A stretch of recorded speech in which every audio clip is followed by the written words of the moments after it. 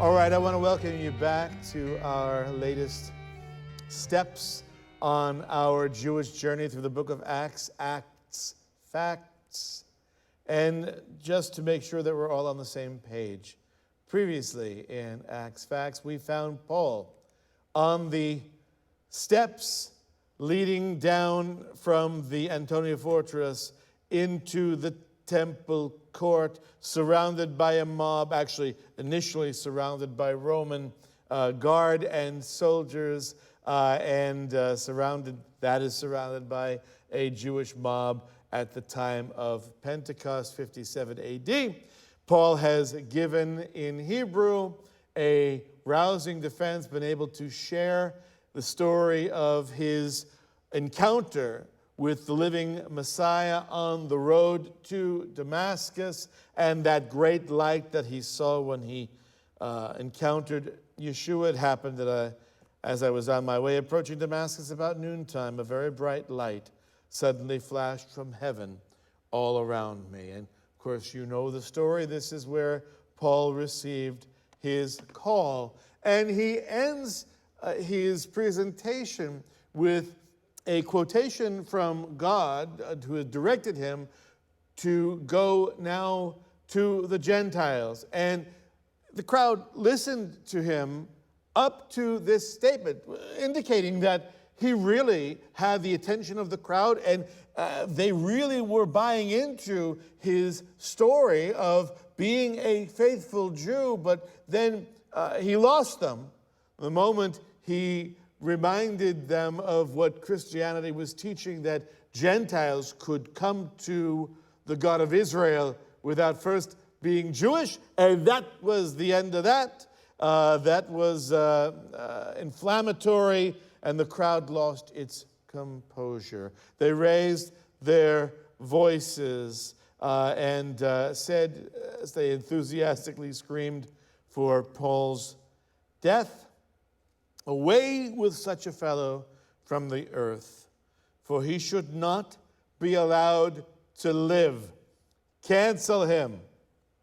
And how? With impunity.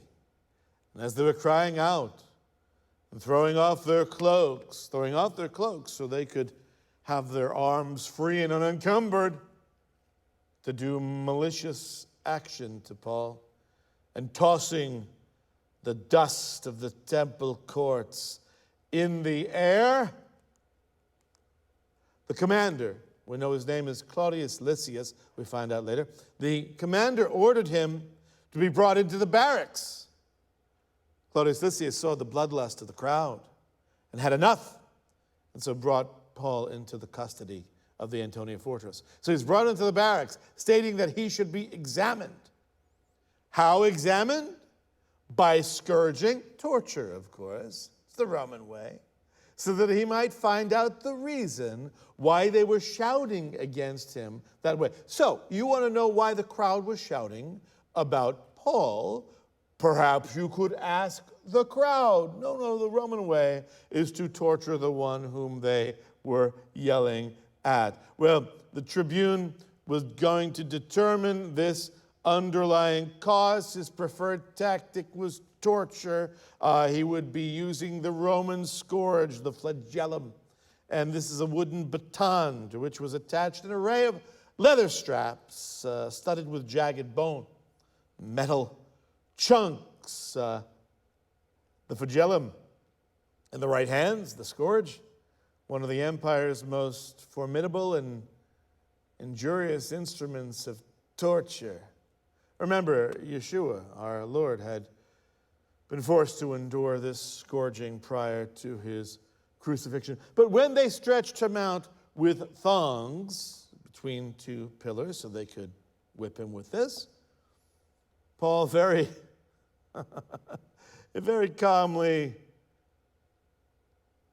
asked the supervising centurion, "Is it lawful for you to scourge a man who is a Roman and uncondemned?" Okay, so he's about to endure torture, and very coolly, Paul's a cool cat.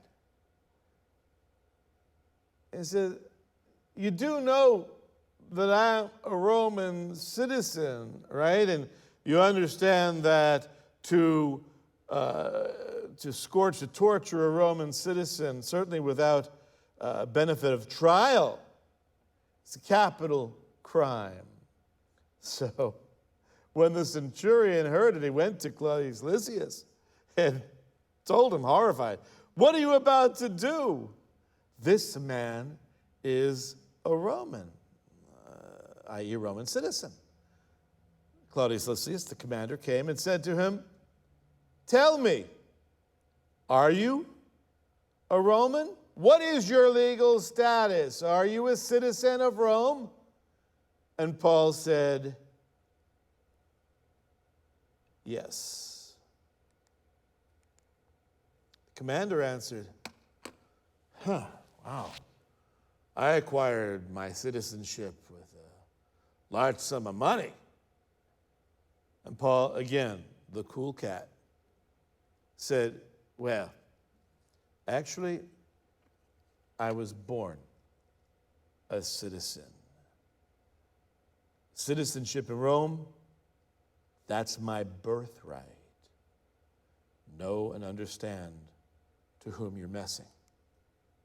This, by the way, citizenship was a huge deal in the Roman Empire. The difference between a resident of the Roman Empire and a citizen of the Roman Empire had everything to do with rights and responsibilities. And this actually is a plaque talking about the citizenship of a group of individuals.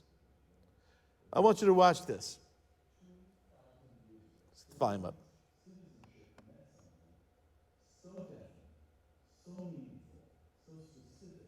That it commands respect from a common commander hundreds of miles from Rome. How should Americans read that passage today? As a reproach to our own loss of the idea? With nostalgia. With nostalgia. What Paul is talking about is, it's a takeoff on a very famous passage, I think, from Cicero, where he says, any man in the Republic, the late Republic, early Empire, all he had to say was, "Civis Romanus sum," I am a Roman, and the doors were open because of the prestige. And so you can really see what people want and what they're naive about, or they don't care about, or they're lackadaisical about. So people are crossing our border. Are we having an outcry? I need to be a citizen. I want to be a citizen. They talk about amnesty, but nobody says amnesty. I want to be a citizen. And so the dividing line from a resident and a citizen, what is it now? It used. So now what we see here in that little conversation with Victor Davis Hanson, who's written a book, by the way, on the dying citizen, a book on the importance of citizenship to the Western model, and again, beginning with Greeks and expanded in the Roman Empire. Citizenship in the time of the Bible, as it did all the way until our time, citizenship meant a great deal. And one who was a citizen had, again, not just responsibilities, but rights. And so therefore, those who were about to examine him, i.e. torture him, immediately let go of him, and the commander also was afraid when he found out that he was a Roman, because he had put him in chains. If somebody found that out, if the prefect, if the procurator found this out, he would be in big, fat trouble for treating a citizen that way. There was a great distinction between residents of the empire and citizens, and Paul capitalizes on that distinction. But on the next day, wishing to know for certain why he had been accused by the Jews, Claudius Lysias is still ignorant of the factors that caused the temple riot. He ordered the high priest, the entire body of the Sanhedrin, to convene for a special investigative session. The matter in question is clearly of a religious nation, and so the tribune assumed that the Supreme Court of Israel would be able to provide the necessary illumination. So, wishing to know for certain why he'd been accused by the Jews, he released him and ordered the chief priests and all the council to assemble. We've seen the Sanhedrin before. Now we're seeing them again, and brought Paul down and set him before them.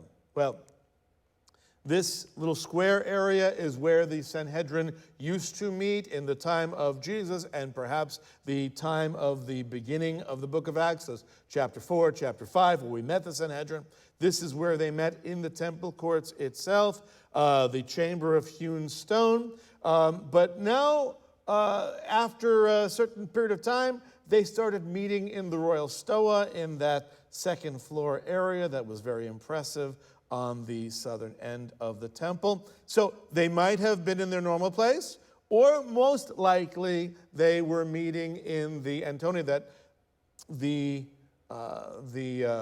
commander ordered the high priest and the Sanhedrin to come there so that Paul could remain under custody. So the Sanhedrin, this is how their meetings were organized. 70 men, you didn't need 70, you just need a certain amount for a quorum, but they were in a semicircle with the accused right there at the head of the semicircle. So Paul, remember that Paul being brought before the Sanhedrin is being brought before a body that is composed mainly of Paul's contemporaries who, under different circumstances, could have been his colleagues, or absent the grace of God and a Damascus Road experience, Paul would most likely have been sitting there among them. So Paul, looking intently at the Sanhedrin, the council, he said, "Brethren, I've lived my life with a perfectly good conscience before God up to this day." And this is as far as Paul's statement, the opening statement, was allowed to proceed, because this very first remark infuriates the high priest Ananias. The high priest Ananias commanded those standing beside him to strike him on the mouth, rap across the teeth. This is illegal. It's a legal treatment. Paul had not yet been charged with a crime, and stunned by this flagrant violation, Paul indignantly retorted, Paul said to him, "God is going to strike you, you whitewashed wall. You're going to strike me on the mouth? God is going to strike you." And he's not much for name calling, although if you read Paul's letters, he's pretty big on name calling. But he calls Ananias, the high priest, a whitewashed wall. This is a tomb filled with decaying and rotting bones, but with a beautiful whitewash on the outside. But the whitewash is a very common form of paint in that day, and here's even a church that is painted with whitewash. So it's a whitewash. Basically, the colorful metaphor. Can I get it? I see what I did? The whitewash. But anyway, you put a fresh coat of paint on a decrepit, ramshackle wall. It disguises whatever. So Paul is judging the hypocrisy of the high priest. You're going to judge me according to Torah, but at the same time you're judging me according to Torah? You're going to violate the Torah? You whitewashed wall. Do you sit to try me according to the law, according to Torah, and in violation of the law, brutalize me, order me to be struck? Well, it's time for a biographical moment. Let's meet this Ananias. Let's meet this guy. He is the high priest for 12 years, from 47 to 59. These actually, well, of course, that's going to be 2 years in the future to the current circumstances here. But he, at this point, has been a high priest for 10 years. That's the decade that Paul has literally been outside of Jerusalem. First missionary journey, second missionary journey, third missionary journey, making short returns. So he's not familiar with him. This high priest was notorious for greed, corruption, and pro-Roman policies, woof, this guy stank on ice. He maintained his power through bribery, and when the Jews revolted against the Romans, 66 AD, he was hunted down by, not by the Romans, he was hunted down by Jewish people who couldn't stand his guts. He was found cowering in an aqueduct, and they found him and they dispatched him summarily. That's Ananias in a nutshell. But the bystanders said, "Do you revile God's high priest?" This is a shocking way to speak to the high priest, and they admonish him for speaking with such disrespect. And so Paul gives a kind of an apology of sorts. Not really, but kind of. Paul said, "I was not aware, brethren, that he was high priest." Of course, his behavior was so un-high priest-like.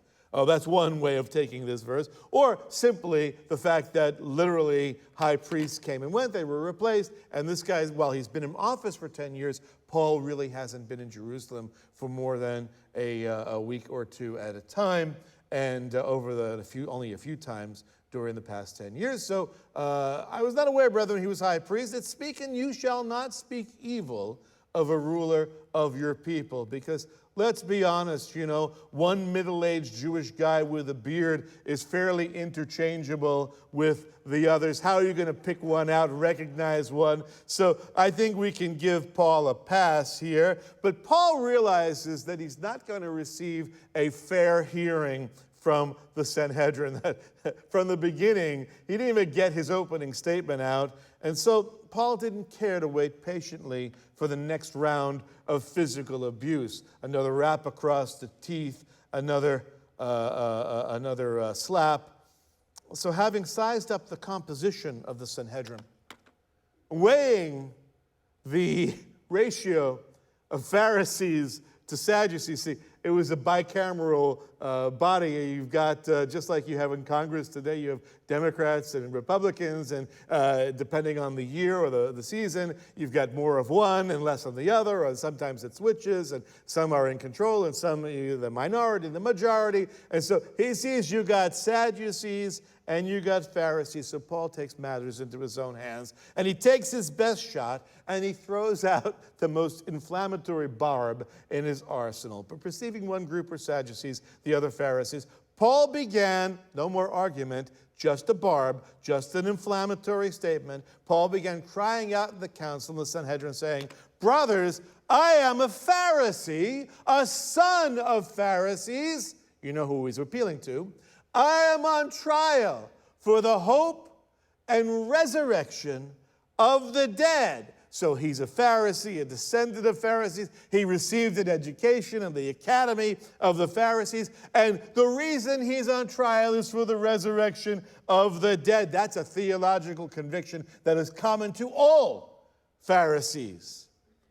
Now, it wasn't necessary for Paul to specify that the particular resurrection that he had in mind in question was the resurrection of Yeshua, of Jesus, the Messiah's resurrection, right? Because without the Messiah's resurrection, no further resurrection is going to take place. As he said this, there occurred a dissension between the Pharisees and the Sadducees.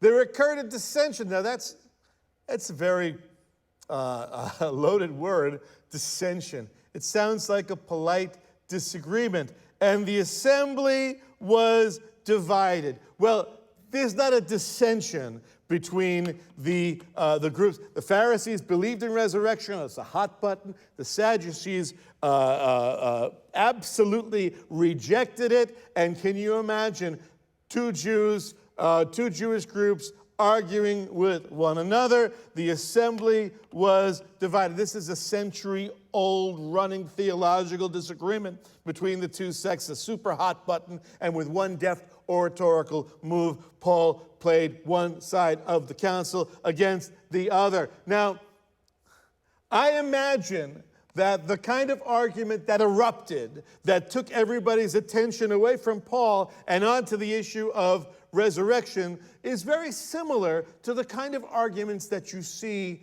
going on today in Israel's parliament, the Knesset. Let's just listen in, shall we, to one recent meeting.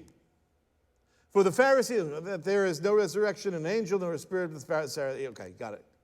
And there occurred a great uproar. Some of the scribes of the Pharisaic party stood up and began to argue. Here we go.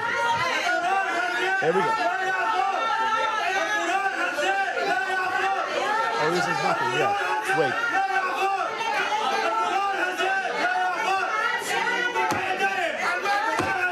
He's my favorite.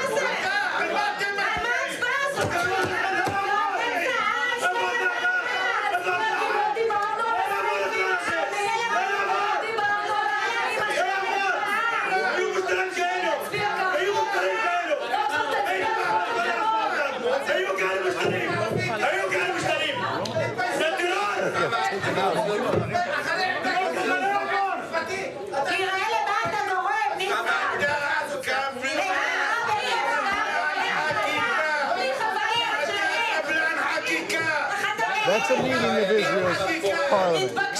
Imagine what it is when a group of Jews who passionately feel about their theology get to meet.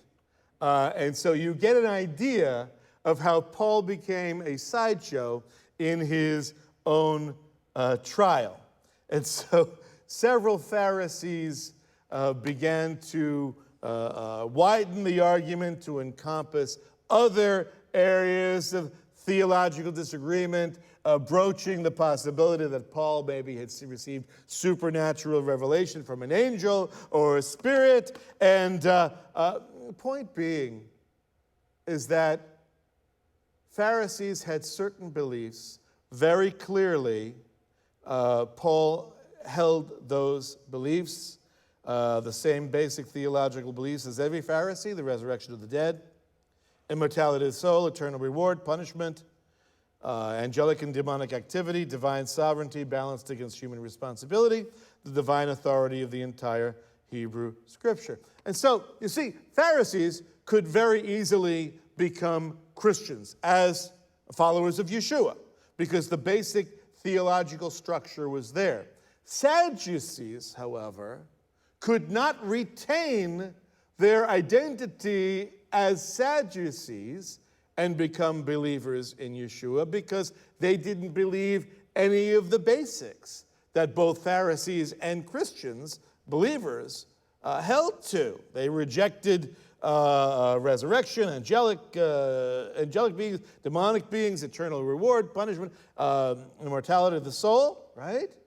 All they held to was Torah. That would mean that a Sadducee, to become a believer, would have to leave aside his identity as a Sadducee, whereas a Pharisee was under no such compulsion. So, when he's talking now to the greatest Jewish minds and teachers of his day, Paul thrusts directly to the essential heart of his faith. The concept, the issue of resurrection. Resurrection is the bottom line of our faith. The resurrection of Yeshua, without question, underlies every issue in Christianity. Our faith, as believers, as followers of Yeshua, rises or falls on the historical veracity of the resurrection. It is the central evidence of his messiahship. There's no Christianity without a resurrected Christ. There's no Messianic faith without a resurrected Messiah. Paul makes this argument in 1 Corinthians 15, verses 16 and 17. For if the dead are not raised, if there's no such thing as resurrection, not even Messiah, Christ, has been raised. And if Christ. If the Messiah has not been raised, your faith is worthless. You are still in your sins. See, without Yeshua's resurrection, Christianity, our faith, is a theological system that is fit only for fools and slackers. Without the resurrection, Christianity is a faux and inferior Judaism for those too morally flaccid to handle the heavy legal requirements of the genuine article. Paul gets to the very heart in a very artful way, but we as readers can see right exactly what Paul is doing. The very heart of our faith, the very heart of what Paul stood for, was the concept of resurrection, and a very specific resurrection. All the Pharisees could get behind resurrection. Yes, it's a concept. But this is a very specific resurrection, which Paul didn't need to specify, and that is the resurrection of our Messiah. As believers, we can follow Paul's example in so many ways. Citizenship is one, and demanding that our rights as citizens be taken seriously. We'll get to that later in my closing thoughts. I've been coalescing over the past few weeks. You've watched it in real time. But also Paul's ability, when given the opportunity, to come forward before a hostile crowd, whether it's a hostile crowd of Jewish worshipers in the temple, and explain his position,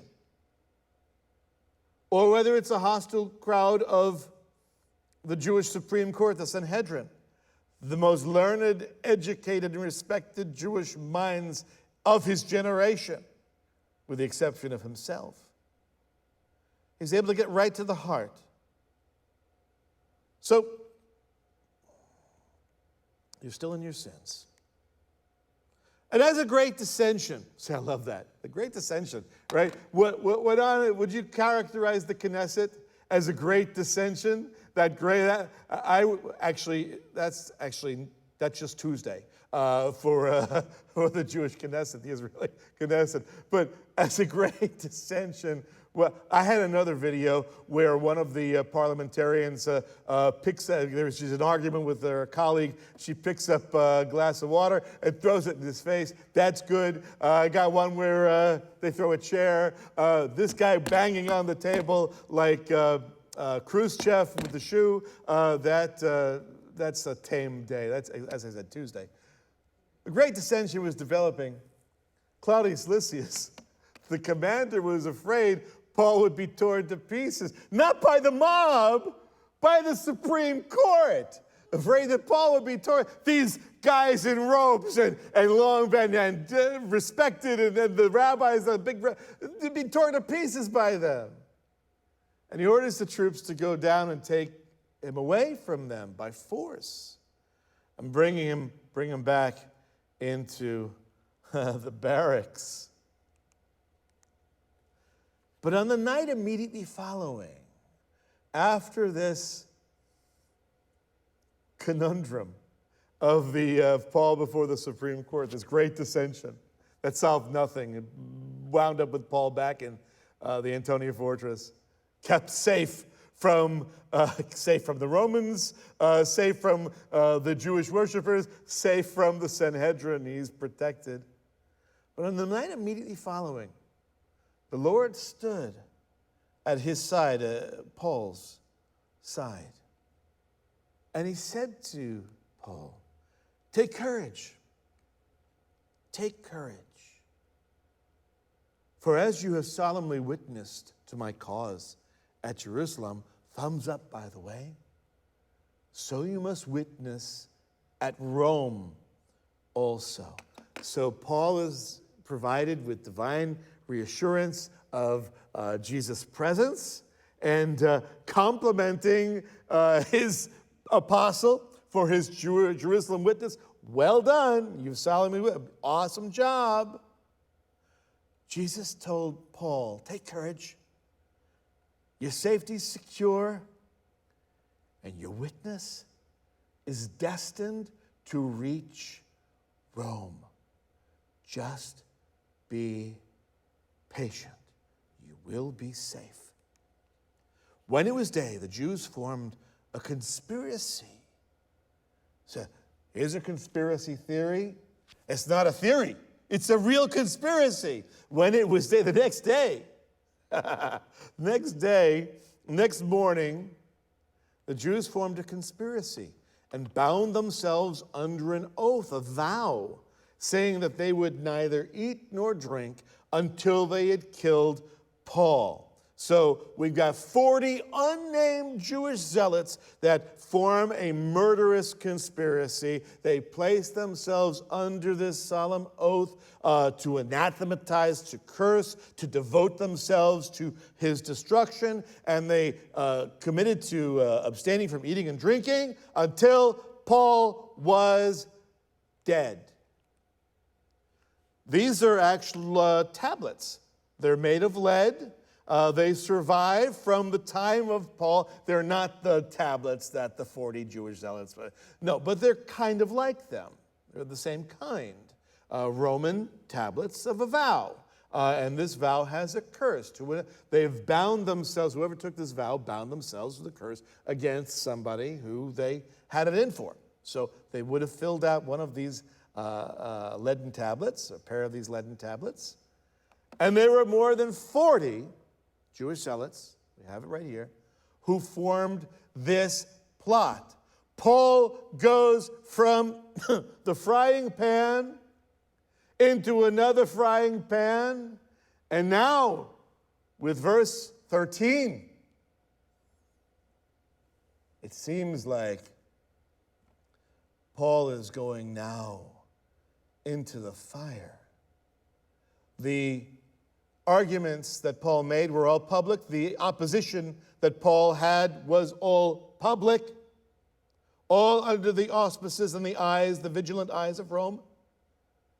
But this was a plot that would take place under cover of night. Paul could survive with the watchful Roman eyes of Claudius Lysias and his soldiers. But would Paul survive this nefarious plot against him? Well, you already had the Lord telling Paul, hey, don't worry, you got to go to Rome. So, yeah, you can see this plot's not going to be successful. Why? No, I just blew it for you. Spoiler alert, too late. But I want to talk to you about some closing thoughts that I've got, some closing reflections. And if you've been here for the past few weeks, you've seen me work these reflections, these thoughts out based upon the passages that we've been looking at and our situation today. I simply want to share my thoughts, my reflections on these passages and how they relate practically in our day. As it was in the church's formative years, the public expression of disdain, disgust, contempt, and loathing for Yeshua and his followers. It's again au courant. It's again in vogue. It's again stylish to hate Jesus and those who call on his name. It must not surprise us if we, like Paul and the early believers that we read about in the book of Acts, if we find ourselves on the receiving end of destructive plots like this 40 Jewish zealots and the mob's seething fury as we saw in the temple courts and then again in the Supreme Court of the Sanhedrin, bear in mind that behind their hatred of what we stand for is their even more vitriolic hatred of the one for whom we stand. We should expect vicious attempts to marginalize us. Check. Vicious attempts to ostracize us. Check. Vicious attempts to criminalize us. Check. It's now number one with a bullet in China and in the Middle East and through North Africa and even in Canada to arrest pastor. In Germany, a pastor went on trial for having an opinion regarding homosexual marriage that did not agree with the European Enlightenment position. Was just found not guilty. Apparently in Europe, it's still okay to preach the Word of God. But for how long? In Canada, for how long? And what is coming to a neighborhood theater will soon come to our own hometowns. So vicious attempts to criminalize us and vicious attempts to exclude our voices from being heard in the public sphere. That is here. And again, it is here. How do you like it? What do you think of it? My suggestion is let us determine to follow Paul's example in so many things. The level of hostility he faced long ago, well, that's already here. The nefarious plotting has recommenced. The wrathful mob is on its way. Just a matter of time. Don't get caught with your expectations not set appropriately. The zealots of our age, they've ensured both the inevitability and the unavoidability of cultural and moral confrontation. Surely you see that already. Our age is characterized by an unparalleled moral confusion. I know you see that. Coupled with disregarded contempt for objective truth. We've talked about that for years. Let me give you some examples. Races, sexes, ethnicities, and tribal subsets of society are daily pitted against one another in a corrosive contest to determine the greatest level of victimhood and historical injustice and offense. Who can be the greatest victim? Who will be the one experiencing the greatest offense? I see your microaggression and I raise it and I say I'm macro offended. Where do you go from there? How do you escalate from micro to macro to where do you go after macro? Women are increasingly marginalized, so much so that a Supreme Court justice in a public hearing could not define her own sex. That may not have been carried by the news or made a big deal of. I think it's a huge deal. It's a sign of the time. Non-fringe segments of society increasingly embrace the idea of a pregnant man and birthing people.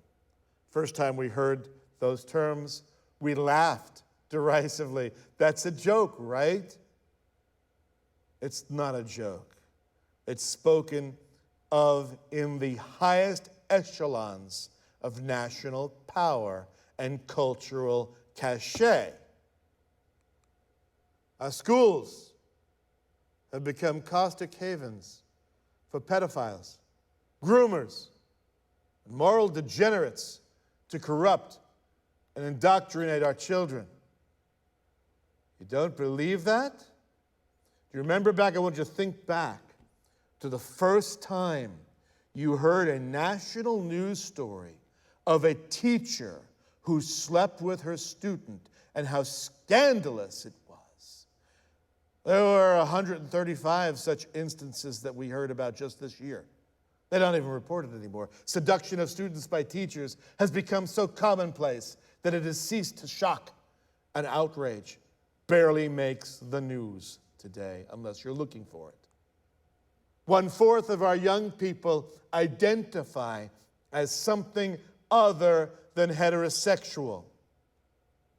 When I was young, 2.5% maybe. The next generation, the numbers increased. Now, 20, 25, 30% of our young people, it's become cool, I guess, to identify as something other than heterosexual, with new letters regularly added to the increasingly unwieldy alphabet acronym. I don't know whether I'm talking about a people group or I'm trying to catch a New York subway. Available gender identities continue to multiply far beyond the number of ice creams available at Baskin-Robbins, alongside new grammatically absurd, ungainly pronouns imposed upon the English language, and depending on where you work, imposed upon you. Forced speech. You will comply with these pronouns, or you will pay the cost. Prayer to God in our schools and institutions has been replaced with drag queen story hour and variations thereof. Our society is horrified by an ivermectin prescription for the ill, yet waxes enthusiastic regarding hormone blockers for adolescents. The elimination of inconvenient babies in the womb, which back in the 90s used to be something that even the farthest left of society proclaimed we wanted to be safe and rare. Now it's frenetically celebrated and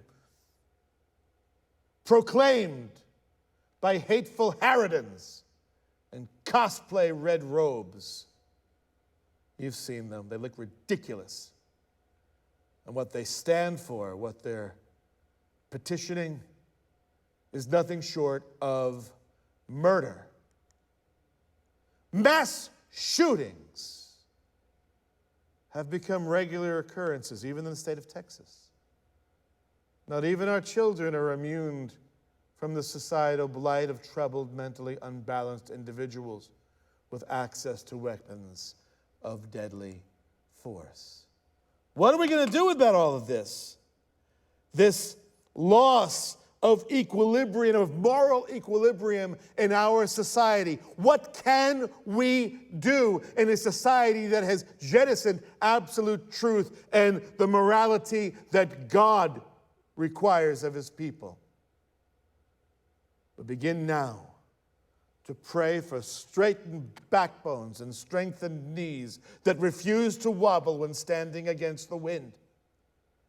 That is the moral obligation and duty of American believers in our time. Talk about the duties and obligations of citizenship. If you're a citizen in America, this is your duty. This is your obligation if you are a follower of Christ. We cannot allow our voices to be silenced. Let us follow Paul's firm but respectful, remember he's a cool cat, firm but respectful example of unashamedly proclaiming the gospel while exercising his full rights of citizenship. He didn't compromise citizenship or his rights to proclaim the gospel. He was able to do both. Remember, our full God-given rights as citizens of our republic, not a democracy, but a republic, which includes freedom of expression, freedoms of assembly, and freedom of religion. Those rights cannot be taken away.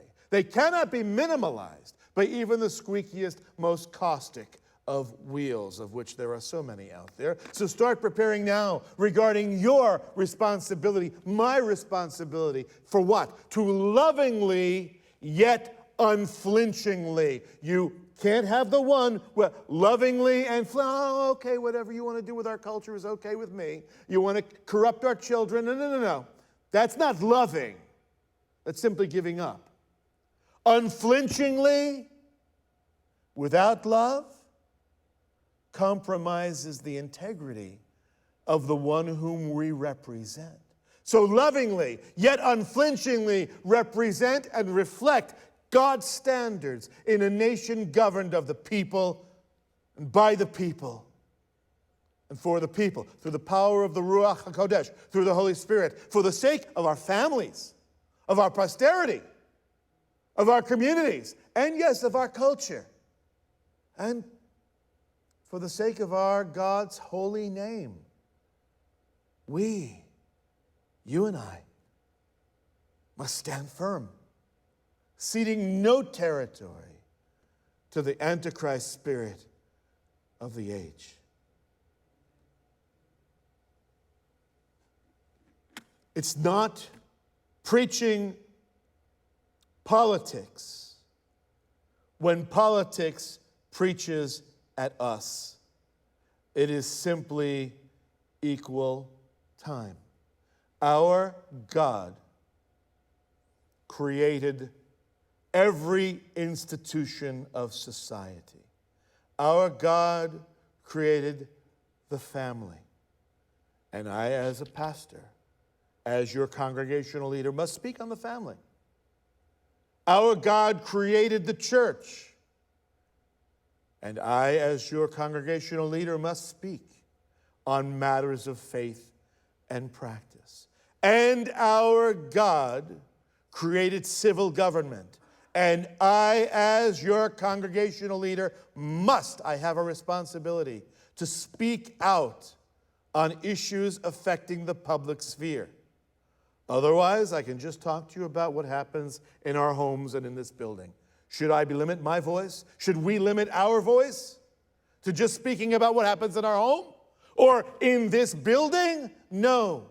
We must, as Paul did and as Jesus did before him, we must speak out in the public sphere. That's simply what politics means. It means that which affects the public sphere. Does God have something to say about the public sphere? Yes, he does.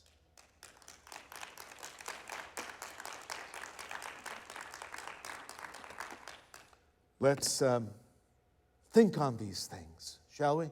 Let's think on these things. As we prepare ourselves next week, we'll be enjoying and celebrating Shavuot, Pentecost. Let's, in a sense, we get a week to back up from Paul, from citizenship, from politics and from the public sphere, to reflect, to digest, to internalize what we've been talking about here. Until next week, when we have our Pentecost celebration, let's have some announcements.